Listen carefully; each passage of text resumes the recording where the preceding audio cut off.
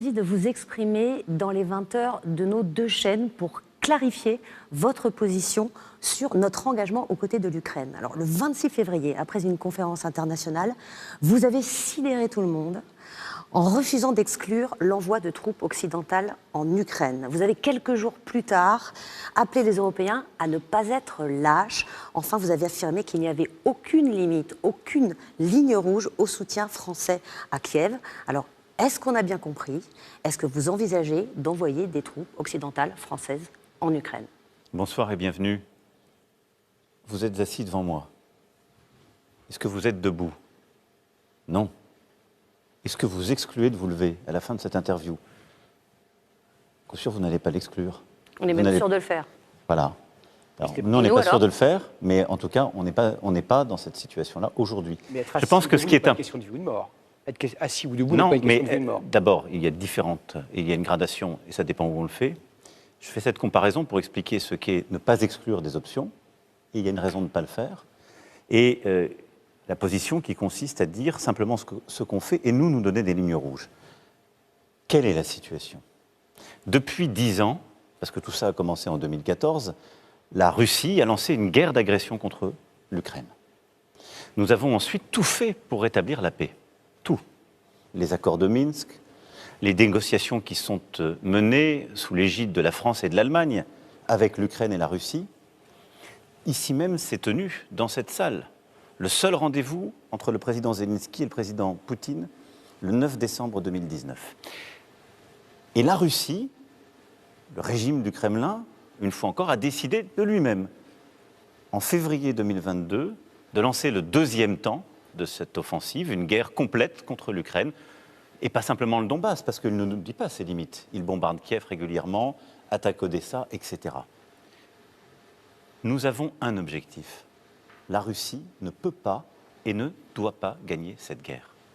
Depuis 2 ans, nous avons aidé l'Ukraine, et si les choses devaient dégénérer, ça ne serait une fois encore que la responsabilité de la Russie.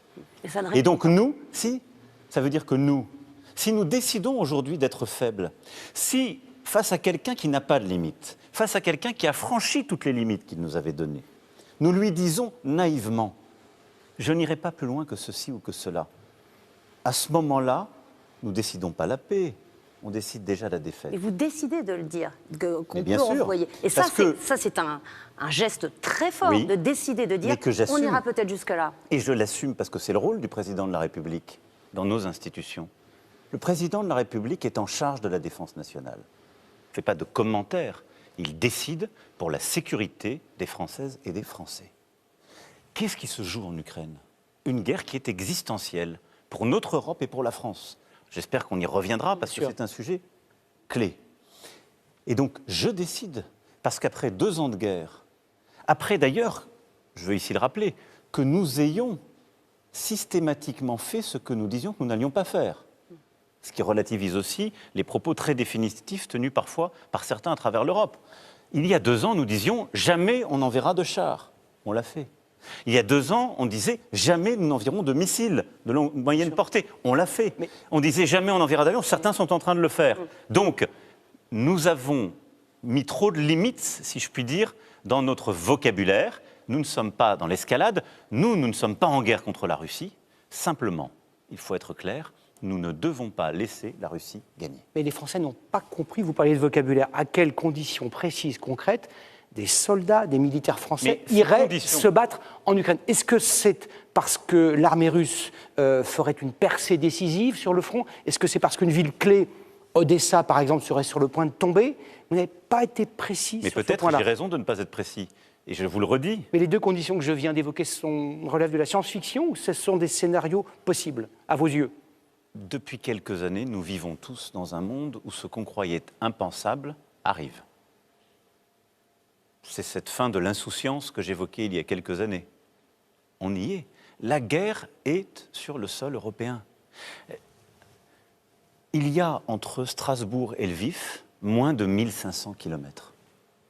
Vous imaginez? La guerre est dans ce pays.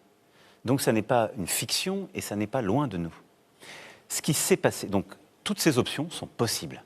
Le seul qui en aura la responsabilité, c'est le régime du Kremlin. Ce ne sera pas nous. Jamais nous ne mènerons d'offensive. Jamais nous ne prendrons l'initiative. La France est une force de paix. Simplement, aujourd'hui, pour avoir la paix en Ukraine, il ne faut pas être faible. Et donc, il nous faut lucidement regarder la situation et il nous faut, avec détermination, volonté, courage, dire que nous sommes prêts à mettre les moyens pour atteindre notre objectif, qui est que la Russie ne gagne pas. Si on est prêt, c'est qu'on se prépare. Ça veut dire qu'en ce moment... Depuis le début, on se prépare. Ça veut dire qu'on s'entraîne pour des opérations aériennes ou... Mais la France, au sol. La France n'a pas attendu février 2022 pour se préparer. Nous avons un modèle d'armée complète, une force de dissuasion, et des armées opérationnelles. Et je veux ici le rappeler pour rendre une fois encore hommage à nos soldats et à leurs familles.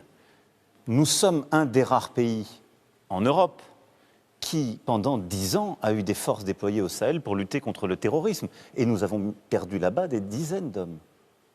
Mais avant que ce n'était pas le même type de combat. Mais est-ce que vous pensez que c'était... On combattait les islamistes qui étaient nous nos combattions ennemis des terroristes qui étaient domestiques également. À la demande d'un État, pour éviter qu'un État souverain ne s'effondre et pour protéger nos avant-postes. Mais est-ce qu'on pense que c'est plus accessoire? Aujourd'hui, ça ne s'impose pas en Ukraine. Mais est-ce qu'on doit tout exclure pour autant? Ce que je veux dire par là, c'est que nous sommes prêts. C'est que j'ai décidé, dès mon premier mandat et dès le début, une augmentation du budget de nos armées considérable, qui fait que les 2 lois de programmation militaire que j'aurais eu à décider comme président auront conduit à un doublement du budget de nos armées. Donc, nous ne nous réveillons pas sur ce sujet. Je voudrais juste clarifier un point. C'est que ce qui s'est passé ces derniers mois est un changement profond. Et ce sursaut que j'ai appelé de mes voeux dès le 16 février, aux côtés du président Zelensky ici, et qui m'a conduit à dire cela, mais surtout à décider des choses très concrètes avec nos alliés, c'est que la contre-offensive ukrainienne ne s'est pas passée comme attendu durant ces derniers mois. Et c'est que quand vous regardez la situation de ces dernières semaines, la situation est difficile sur le terrain pour les Ukrainiens. C'est une litote. C'est une litote. Certains experts disent qu'elle est... Parce que je ne suis pas défaitiste, mais elle est difficile, ils sont courageux une fois encore, mais ils ont des limites. Ils ont des limites en termes d'hommes, parce que la Russie est un plus grand pays, et à partir du moment où il n'y a que les hommes ukrainiens, ils ont cette limite et ils en perdent beaucoup. Et ils ont une limite en termes d'obus, de missiles, puisque à peu près au moment où je vous parle, quand la Russie tire 10 obus, on lui répond avec 1. Et donc vous voyez que ça met la situation sur le front en grande fragilité. Et à côté de ça, vous avez un régime au Kremlin qui s'est profondément durci.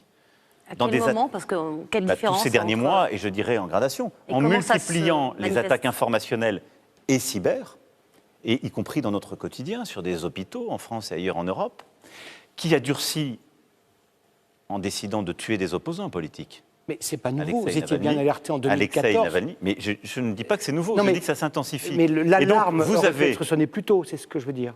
En 2014, alors, vous ne pouvez pas tout à la fois me reprocher de la sonner trop tôt et d'avoir pu la sonner plus tôt. Je crois que je regarde avec lucidité la situation. Nous avons d'abord tout fait, au-delà de sonner l'alarme, pour être exigeants.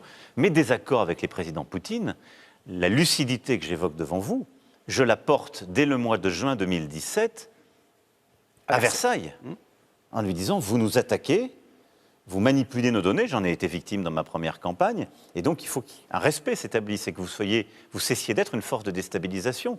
Je le réitère en 2018, en 2019, mais dans ce temps-là, nous voulions éviter la guerre. Puis il y a eu le temps où on a aidé l'Ukraine à résister, mais là, le contexte sur le terrain ukrainien change, la situation est beaucoup plus difficile pour eux, la Russie durcit chez elle et elle multiplie les attaques. Et donc, oui, je vous le dis avec la plus grande solennité, ce début d'année 2024 doit être pour nous celui du sursaut. Donc si on envoie des militaires là-bas, pardon de rester dans ce scénario sombre, c'est des fantassins, c'est des conseillers, c'est des aviateurs. Je ne vais pas faire de la politique fiction. D'accord, donc il y en aura peut-être, mais on n'en parle pas.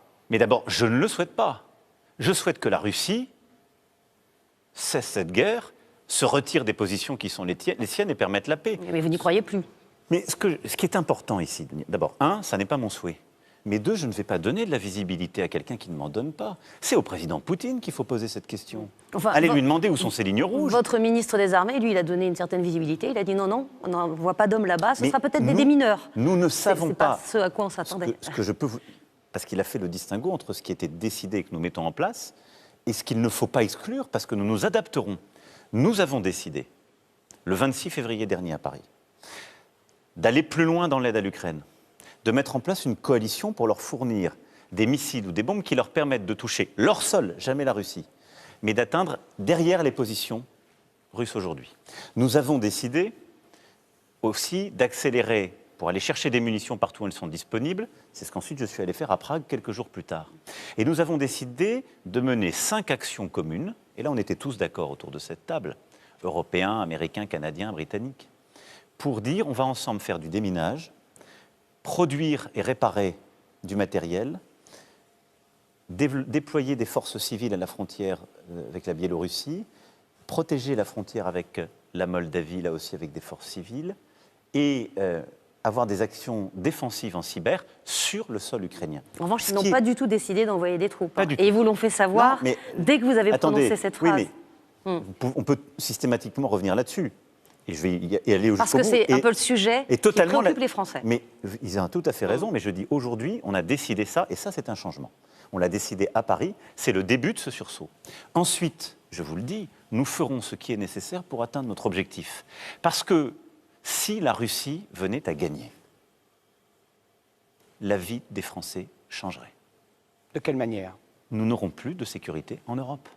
Qui peut penser une seule seconde que le président Poutine, qui n'a respecté aucune de ses limites et aucun de ses engagements, s'arrêterait là? Donc ce qui se passe en Ukraine aujourd'hui relève également des intérêts vitaux de la France. Il y a un danger existentiel pour la France. La sécurité de l'Europe et la sécurité des Français se jouent là-bas. Et ce sont nos intérêts vitaux.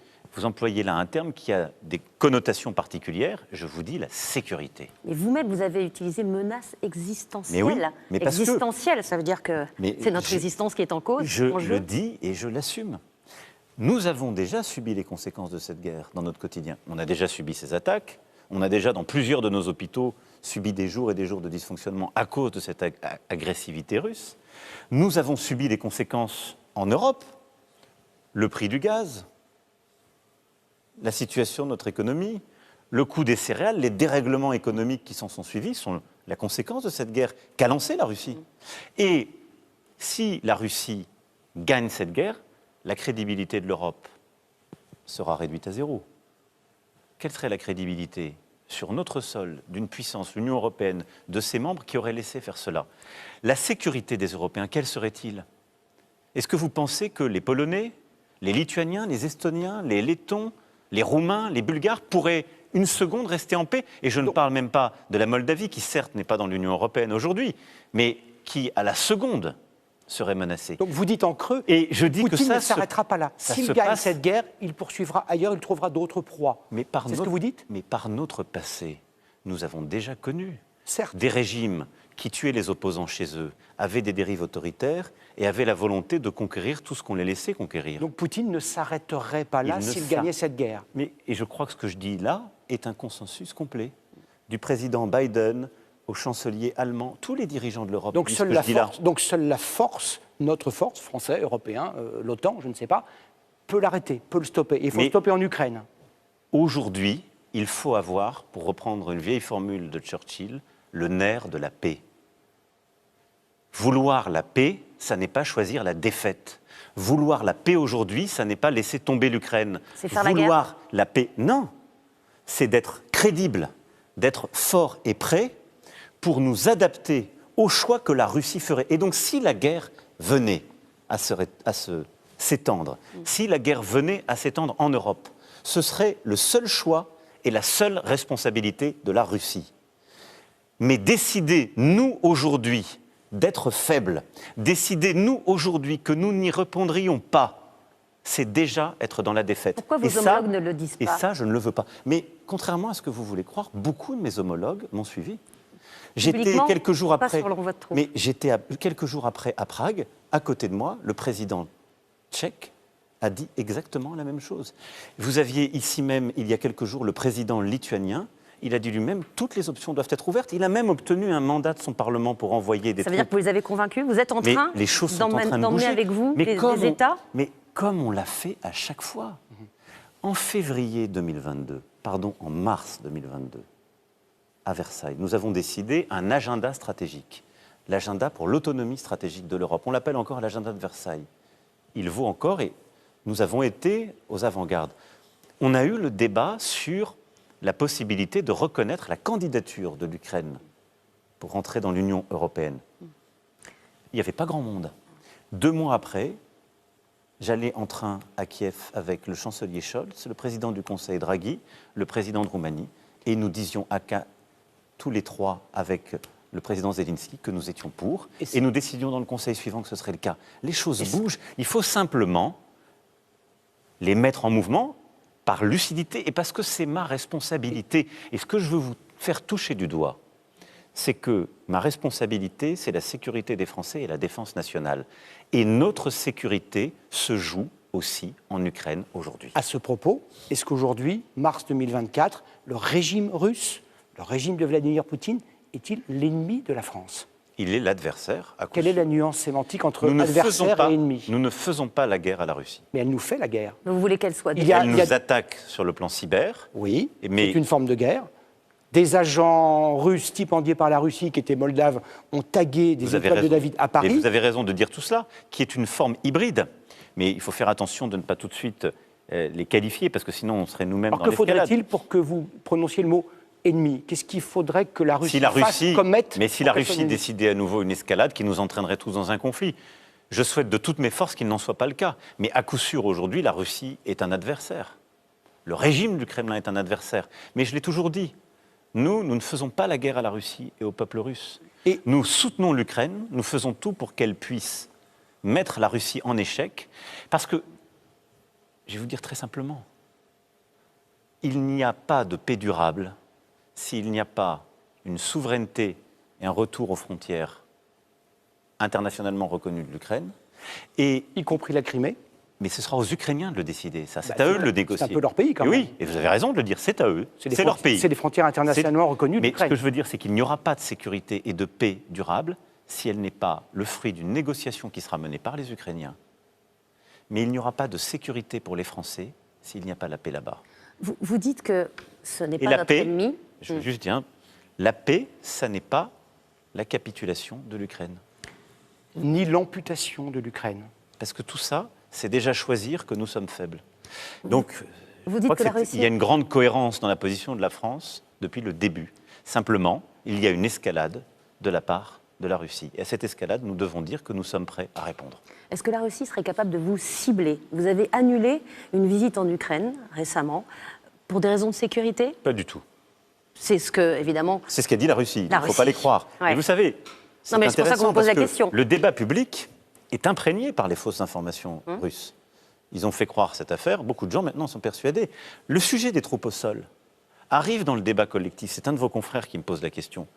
Parce que le Premier ministre slovaque, très proche de la Russie, dit que le projet secret que nous avons, c'est d'envoyer des troupes au sol. Et nous, à chaque fois, on réagit. On ferme des portes. On se calfeutre. Non. Donc, j'ai décalé le voyage que j'avais fait. Pourquoi ? Parce que le président Zelensky venait en Europe pour la conférence de sécurité à Munich. Et donc, je lui ai proposé de venir signer l'accord bilatéral ici. Et ensuite, je lui ai dit, fort de la très longue discussion que nous avons eue et du constat lucide que je fais, que je viens de vous exposer, je lui ai dit, au fond, mon utilité, plutôt que d'être à vos côtés, à Kiev, est de mettre en œuvre ce sursaut, de convaincre les Européens et nos alliés d'aller plus loin, ce qu'on a fait ici le 26 avec ces nouvelles initiatives qui ont été prises, et d'essayer d'aller plus loin et justement de faire réaliser à tout le monde que les choses changent, et qu'elles changent vite, et qu'elles ne changent pas dans le bon sens. Et c'est ce que j'irai porter d'ailleurs dès demain à Berlin, où je verrai le chancelier Scholz et le Premier ministre polonais. Toutes les semaines ou presque, le président russe Vladimir Poutine brandit de manière assez claire, assez menaçante, la menace nucléaire. La France est le seul pays membre de l'Union européenne à être doté de l'arme nucléaire. Est-ce que vous vous sentez, est-ce que nous devons nous sentir particulièrement visés ? Nous devons nous sentir d'abord particulièrement protégés, parce que nous sommes justement cette puissance dotée. Sauf qu'il mentionne beaucoup la France, plus la France que d'autres pays. Et que c'est le sens même du choix qui a été fait par le général de Gaulle dès après la Deuxième Guerre mondiale. Ensuite, nous sommes prêts, nous avons une doctrine qui est établie, et en matière de nucléaire, il faut peu de mots. Et le nucléaire n'est pas un instrument de déstabilisation ou de menace. C'est un instrument de sécurité. D'avoir la bombe comme la Russie, nous installe dans un face-à-face particulier, donne une responsabilité supérieure ou un poids supérieur, selon vous, à la France? Notre capacité nucléaire donne d'abord une sécurité aux Françaises et aux Français, qu'ont peu de pays dans le monde. Ça nous donne une responsabilité, celle d'être une puissance dotée de cette arme, et donc de ne jamais être dans l'escalade, ni verbale, ni évidemment de fait. Mais pourtant, il brandit la menace. Je pense que ça n'est et pas... il reprend vos termes sur les lignes rouges. Ce n'est pas approprié quand on a justement l'arme nucléaire. Mais est-ce que vous ne parlez plus à Poutine? Depuis combien de temps? Depuis plusieurs mois. Est-ce que ce n'est pas un handicap de ne plus lui parler? Écoutez, je lui ai parlé à chaque fois que c'était nécessaire. Je lui ai parlé, évidemment, des centaines d'heures avant février 2022, longuement entre février et avril 2022, pour essayer d'arrêter cette guerre et de négocier la paix. Mais à partir du moment où lui-même n'a plus respecté aucun cadre, c'est-à-dire que, contrairement à ce qu'il disait, il ne faisait pas une opération spéciale que nous condamnions déjà et qui n'avait aucun cadre juridique, aucune légitimité, aucune légalité, mais qu'il attaquerait Kiev, qui menait des crimes de guerre dans le nord du pays, la discussion n'avait plus de sens. Pourtant, vous l'avez prolongé quand même jusqu'au mois de septembre. J'ai ensuite eu des discussions ponctuelles sur la question nucléaire, parce que nous avons pris l'initiative, à cause de la centrale de Zaporijia, qui était proche de la ligne de front, en lien avec l'Agence internationale de l'énergie atomique, eh bien, de tout faire pour protéger cette centrale. Et donc j'ai eu les échanges à ce moment-là. Mais les discussions, je suis tout à fait prêt à les mener, à tout moment. Mais encore faut-il qu'on ait face à nous quelqu'un qui dit la vérité et dont l'intention est de faire la paix. Et ça n'est pas le cas aujourd'hui. Et selon vous, Vladimir Poutine, c'est un patriote russe? C'est un autocrate? C'est un dictateur? Tout ce que vous dites depuis 2 minutes, c'est-à-dire les crimes qu'il commet contre des civils, on regarde dans un dictionnaire, on se dit ben, seul un autocrate ou un dictateur peut commettre ça. Je ne suis pas un commentateur, c'est le président de la Fédération de Russie qui aujourd'hui est pris dans une dérive personnelle, répressive et autoritaire dans son pays et qui a fait le choix, ces dernières années, de manière accrue ces derniers mois, d'être une puissance de déstabilisation en Europe, en lançant une guerre dont il a la seule responsabilité et en menaçant la sécurité de tous, mais dans beaucoup d'autres théâtres d'opération, du Proche et Moyen-Orient au Caucase en allant jusqu'à l'Afrique, où la Russie est une puissance qui déstabilise. Vous ne lui parlez plus, donc ce ne sera pas vous qui négocierez la paix avec lui. Qui pourra le faire? Est-ce que ce sera les États-Unis? Mais il y a un ordre des temps. Je suis sans doute le dirigeant en responsabilité qui lui est le plus parlé. Oui, mais à présent, on peut dire qu'il y a un certain froid entre vous. Mais ce n'est pas un froid, les choses ne sont pas personnelles. Et d'ailleurs, je ne veux pas ici les personnaliser, ça n'a aucun sens. Nous ne sommes pas dans une fiction, ça n'est pas un roman ou une série. Enfin, Trump lui parle, par exemple. Non, mais on parle de la vie et de la mort. Et aussi loin que je suis informé, je n'ai pas le sentiment que Donald Trump soit président des États-Unis d'Amérique. Il y a un risque. Et donc aujourd'hui, il est clair, il n'y a pas un risque, il y a la guerre. Au moment où on se parle, il y a des femmes et des hommes qui meurent en Ukraine par la responsabilité du président Poutine. Et ce que je vous dis, c'est que si l'Ukraine tombe, c'est notre sécurité qui est menacée. Et donc, nous sommes dans un temps aujourd'hui qui est de résister. Et nous sommes dans un temps, et c'est celui que j'assume, qui consiste à dire, si la Russie continuait son escalade, si la situation devait se dégrader, nous devons être prêts, et nous serons prêts. Et pour être prêts, et nous serons prêts, et nous serons prêts à prendre les décisions qui s'imposent pour que la Russie ne gagne jamais. Raison pour laquelle, vous avez dit début janvier, la France est en économie de guerre. Et viendra, je l'espère, le plus tôt possible, le moment où nous aurons à reparler avec le président de la Fédération de Russie, quel qu'il soit, au moment où cela s'imposera. Et la France est en économie de guerre, disiez-vous, au début de l'année.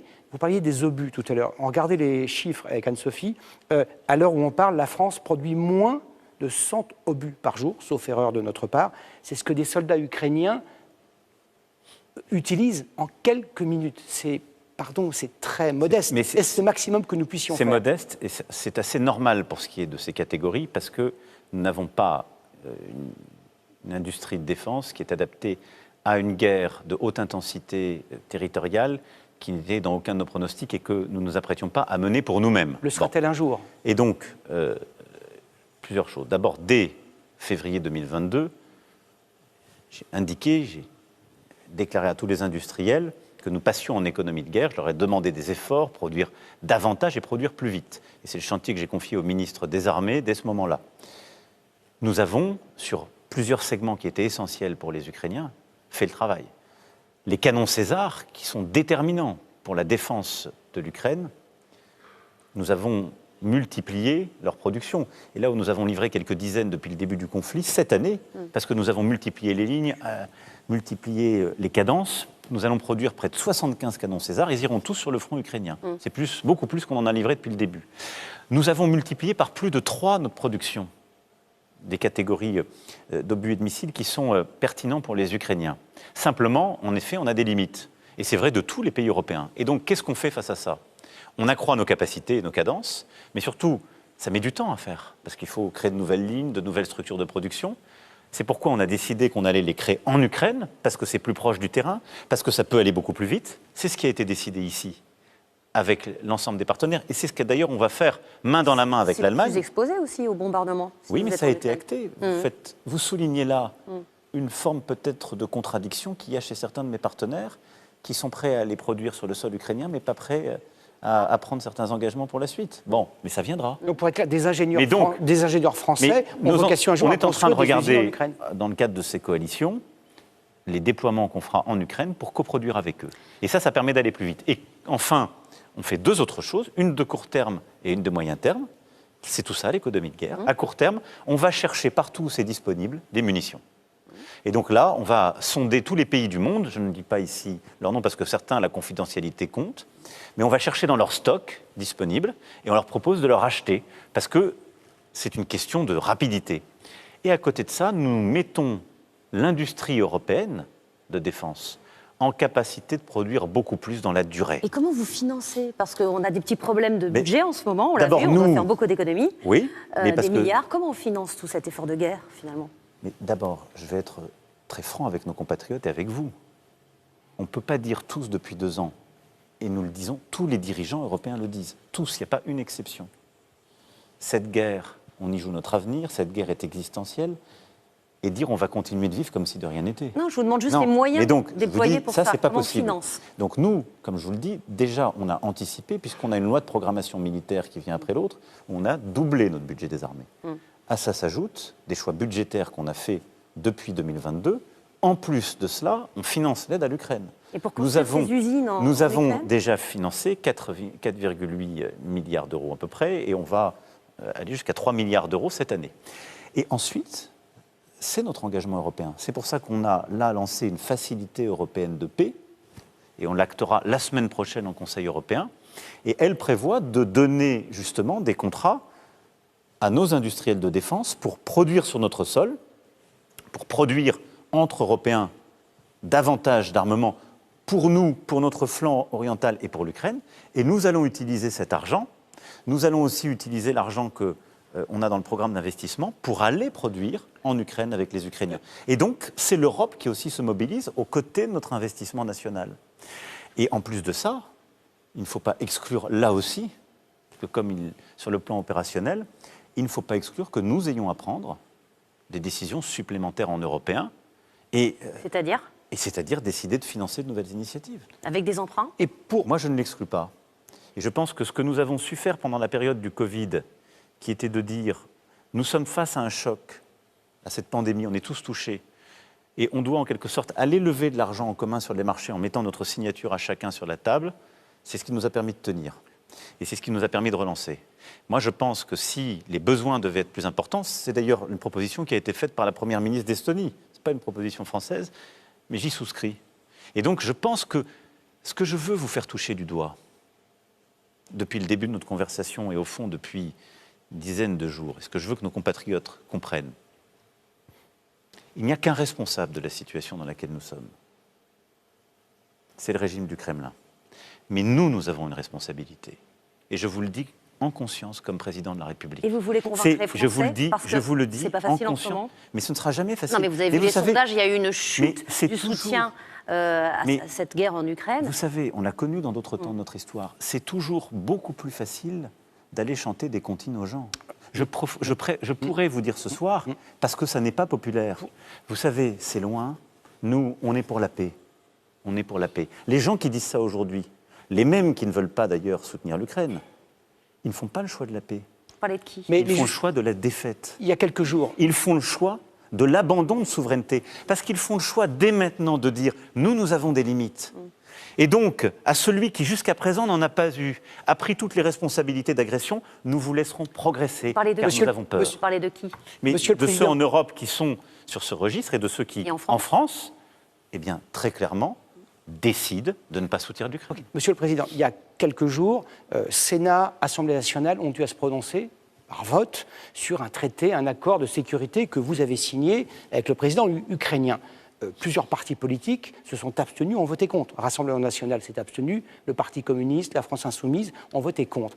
Qu'est-ce que vous pensez de leur position? Ce sont des pacifistes, c'est leur droit le plus strict. Bien sûr. Ce sont des instruments du Kremlin, ce sont des idiots utiles, comme on aurait pu le dire il y a quelques décennies. Jamais. Vous savez, j'ai constamment cherché à tenir l'unité du pays, depuis le début. Les rencontres de Saint-Denis que j'ai menées, je l'ai encore fait en voyant tous les chefs de parti et les présidents des assemblées constitutionnelle il y a quelques jours. Et après, c'est la liberté et c'est le pluralisme politique, donc il faut être respectueux de cela. Mais j'ai un désaccord très profond. C'est que je pense qu'aujourd'hui, en conscience, choisir de s'abstenir ou de voter contre un soutien à l'Ukraine, c'est pas choisir la paix, c'est choisir la défaite. Et c'est très différent. Et quand il vous reproche d'instrumentaliser le conflit en Ukraine, on a au service de la politique intérieure. On a déjà eu ce débat. Enfin, parce que la dernière élection présidentielle s'est tenue quelques mois après le lancement du conflit de février 2022. Écoutez, ça n'est pas sérieux. C'est tout ce que je peux vous dire. Ça n'est pas sérieux. Parce que la responsabilité de cette guerre, la responsabilité des coups de boutoir qui sont donnés au front ukrainien, elle n'est que celle de la Russie. Notre responsabilité, c'est d'être fort pour la paix. Notre responsabilité, c'est justement de tenir cette unité européenne. Et à chaque fois, nous avons obtenu l'unité européenne. Depuis le début, nous étions sous présidence française et nous l'obtiendrons, vous verrez. C'est de tenir notre unité, mais c'est d'être fort. C'est d'être fort pour dissuader, c'est d'être fort pour résister, c'est d'être fort pour notre sécurité. Monsieur le Président, cet entretien est consacré à la guerre en Ukraine. Nous ne pouvons pas ne pas aborder une autre guerre. Elle se déroule à Gaza. Elle a fait sans doute 30 000 morts. Les circonstances sur place sont atroces. Vous avez toujours dit, depuis les attentats terroristes du 7 octobre en Israël, que vous étiez derrière Israël et qu'Israël avait le droit le plus absolu de se défendre. Israël a-t-il le droit de se défendre jusqu'à la vengeance? Est-ce que vous pensez de l'action de l'armée israélienne aujourd'hui dans la bande de Gaza? Les mots étant importants, je n'ai jamais dit qu'Israël avait un droit absolu. La France le droit de se défendre, oui, c'est ce que vous aviez dit. Ouais. C'est exact, et au départ. Mais absolu a une signification. Non, bien sûr. Et je n'ai jamais dit le mot absolu. La France a une position constante depuis le début. Et d'ailleurs, là aussi, nous étions peut-être seuls à un moment donné, en octobre dernier, et nous avons été rejoints.